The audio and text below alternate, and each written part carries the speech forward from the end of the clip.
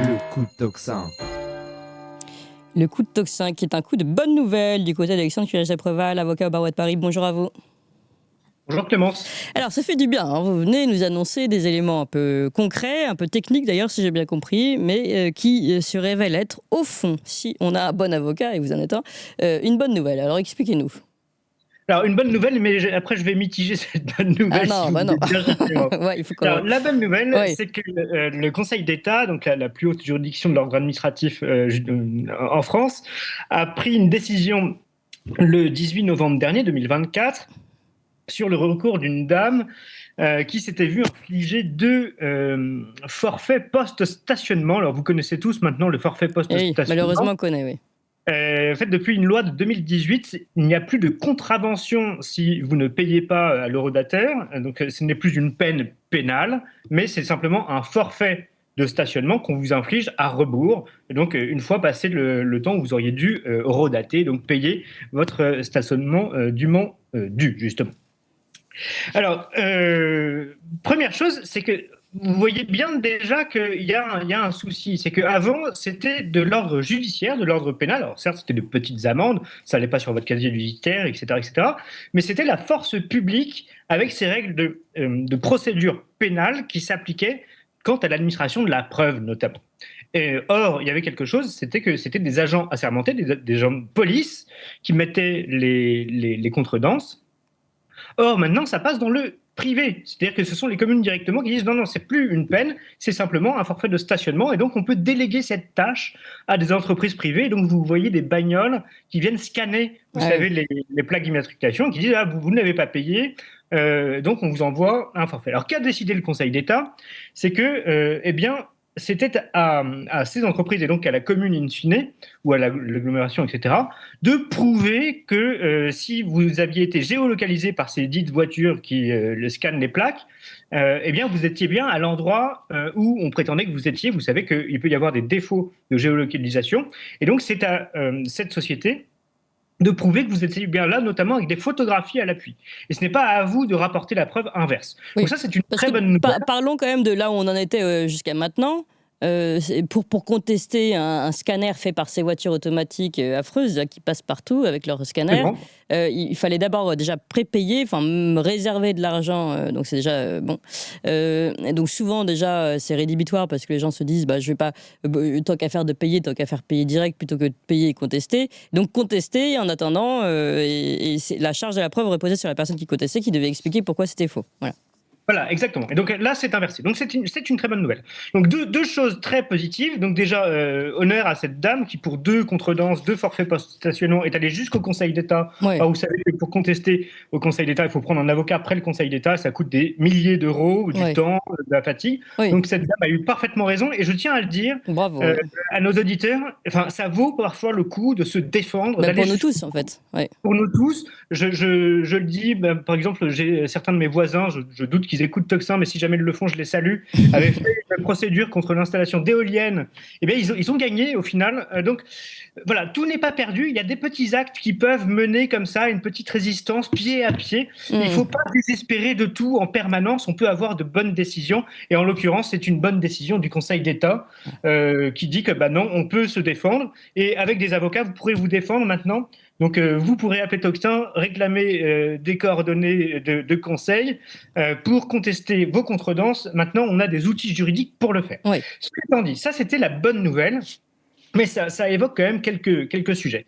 D'une part, ce fameux Conseil d'État, que n'a-t-il censuré cette loi qui permet à des institutions privées d'aller scanner vos plaques pour ensuite vous coller des forfaits post-stationnement et donc départir à la puissance publique sa prérogative de base qui est d'assurer ce qu'on appelle les contraventions de petite voirie, de grande voirie. Enfin, tous ceux qui ont fait le droit connaissent ça.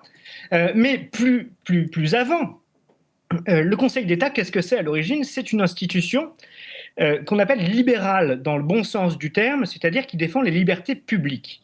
La première de ces libertés publiques, c'est la liberté d'aller et venir. Donc moi, je veux bien que le Conseil d'État prenne fait et cause, et c'est une bonne nouvelle encore une fois, sur la question du stationnement payant. Mais que n'a-t-il pris fait et cause pour la défense des libertés, notamment d'aller et venir, lors de la période Covid, qui était autrement plus grave? Bien sûr. Que n'a-t-il pris la défense des libertés notamment de la liberté d'expression, lorsqu'il a censuré a priori un artiste comme Dieudonné, que vous avez reçu d'ailleurs il y a quelques temps, faisant jurisprudence et interdisant maintenant a priori certains spectacles ou certaines représentations. J'irai même plus loin, cette fameuse loi là, qui permet les forfaits post-stationnement, va ériger un tribunal du stationnement payant. Alors, je suis tombé de ma chaise en lisant ça, qui va prendre effet au 1er janvier 2025. Alors, il paraît que la France a des problèmes, notamment des problèmes de justice, et on va instaurer un tribunal du stationnement payant. Mais que n'instaure-t-on un tribunal, par exemple, du contentieux des étrangers et des OQTF? Vous savez que c'est 50% du contentieux administratif aujourd'hui, le contentieux des étrangers. Eh bien, moi, je suggère que nous faisions une juridiction spécialisée avec un corps, notamment policier, spécialisé. Je vous donne un indice, ça existe déjà, ça s'appelle les douanes, qui contrôlent les frontières. Donc on pourrait contrôler le flux des entrants, des sortants, des biens, mais aussi des personnes. Voilà, que l'État reprenne ses prérogatives premières. Parce que je vous parlais de la petite voirie, de la grande voirie. Mais faisons un petit peu d'histoire, parce que nous parlons donc de la circulation sur la voie publique et notamment des amendes. Je vous rappelle que c'est la première prérogative de l'État, que notamment l'État français royal s'est construit avec la maréchaussée, avec le droit que le roi s'est octroyé de punir les bandits de grand chemin. Pourquoi appelait-on ces bandits de grand chemin? C'est que ils pillaient les gens sur les routes, et donc pour sécuriser les allées et venues des honnêtes gens, le roi a délégué donc la maréchaussée, donc qui étaient des officiers de ce qu'on appellerait aujourd'hui des officiers de police judiciaire, qui pouvaient rendre justice immédiatement et notamment pendre haut et court les bandits de grand chemin quand ils étaient pris sur le fait. Voilà une bonne justice, et voilà comment le roi de France a établi la paix civile, la concorde et la possibilité des échanges à l'intérieur du royaume à l'époque. Je suis pour le rétablissement d'une maréchaussée, avec quand on prend sur le fait des gens sur la voie publique en train de commettre des méfaits, mais des méfaits graves, hein, je ne parle pas de voler une pomme ou de cracher par terre, mais par exemple de violer, de tuer, de brûler. Je vous rappelle que maintenant on fout le feu à des bagnoles. Normalement, c'est du criminel, hein. C'est passible des assises et de plus de 10 ans de prison ferme. Parce que, évidemment, quand on brûle une bagnole, on risque de foutre le feu à la ville. Et quand on fout le feu à la ville, c'est extrêmement dangereux. Déjà, on tue des gens et le feu se répand, je vous rappelle, hein. Il a tendance à aller loin. Donc, quand on donne des pouvoirs de police spéciaux, mais pour assurer la liberté d'aller et venir, et pas pour contraindre les gens, encore une fois.